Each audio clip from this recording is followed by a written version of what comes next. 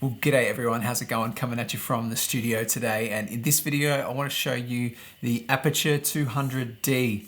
Now I purchased this with my own money, but Aputure has sent me stuff in the past, so I really love the brand, and that does inform some of my opinion on this product. So just know that, but I'm not being paid for this video, and Aputure hasn't seen this before I'm posting it, so this represents my views of the 200D. Now, under $300 for this whole kit.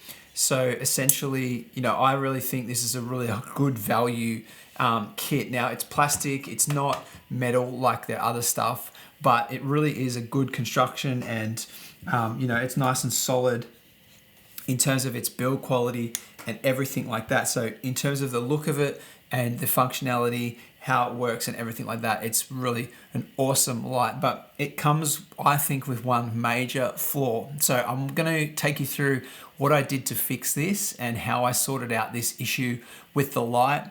I basically found online a tutorial on YouTube, and I'll link that below as well. And thank you for that, Pascal. Big shout out to you for doing that for me. Basically, it required me to take this light apart and install a new fan, because the fan in this light just isn't up to the task. I wanted to pair this with my Aputure 300D Mark II so I could use it on commercial sets and stuff like that. But in its current form, with the fan the way it is and limited functionality to control that fan in the app, even with the firmware updates, it just wasn't good enough for me to do that. So, you're comparing here a $300 light to the 300D Mark II, which is, a $1,000 light. So, you're comparing a professional grade light with something that's more, mid-level. So I understand that, but seriously, it cost me $20 Australian, maybe $10 US to get that fan and install it. It took me about 2 hours to install it. And literally the light went from being something I couldn't really use in a commercial setting to something now that is super quiet and just an awesome light. So let me show you these clips, sound bites of the light and what it was before, compared to the Godox SL60, compared to the Aputure 300D, and then what it is now that I've replaced the fan in it and how it is now for me. So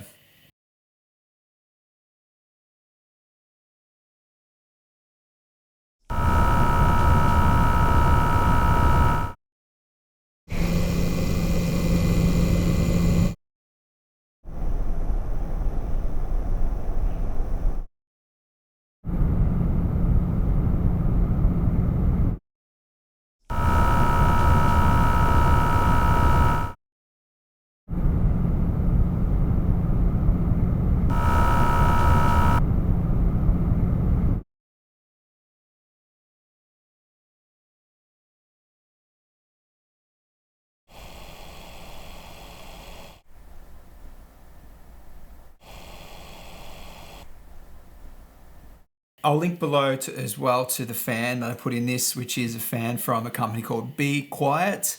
And it was just basically recommended by Pascal, and I used the exact same one. I picked it up for $20.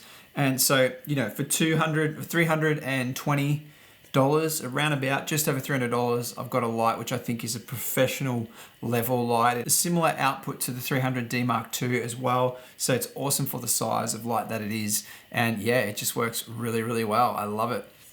So I'm not going to take you through really the specs of this light. It's been out for a while, and so you can find that really anywhere online, but just know that the reflector that it comes with is not actually as good as I think reflectors that you can get. So the Godox comes with a reflector which is more like an aluminium material. This has kind of got a different texture on it, and I think it creates kind of a hot spot. So the lux setting on this light, which is a little bit of a downside, is really high. I think it's 65,000 lux. So, but that is because it's kind of created a hotspot with this reflector. So I think it's less than that. So don't be thinking that without the use of this particular reflector, with a more even reflector, I don't think you're going to get that lux. But I haven't done any scientific tests on that or anything like that. I don't have a light meter here myself, so that's just my opinion on this particular reflector. And certainly once you take the reflector off, the light intensity goes down quite a lot. So this is not as good as like a 300D or a 600D for light output.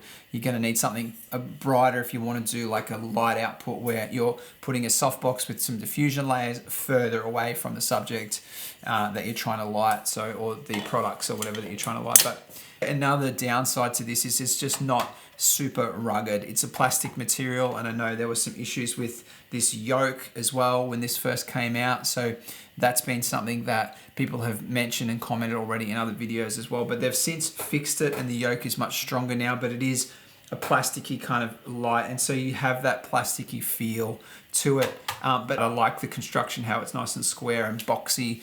Better, I feel, than the Godox SL60. I like the way the yoke is positioned and how you can really easily, you know, adjust the yoke and stuff like that. I do like all of that. Yeah, so it's actually really great for me now because of the quietness of the light and how it operates now. I really love this light. So you've got as well the Sidus Link app, which has all my fixtures connected from this office. So I've got the Aputure MC over here giving a bit of a blue cast. I've got the B7C, which is the bulb in here.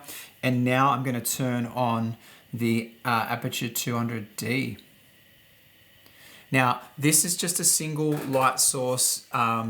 This is only 5600 Kelvin, so it's not bi-color, which I don't mind because I tend to light with an even color in my lighting setups for the work that I do, and then I put in a different light for, you know, a practical with a different light color. So for me, this is really good. Now, this light also intensity-wise goes all the way down to 1%. So when I hit 1%, okay, there's 1.2%. Anyway, it does go all the way down to 1%.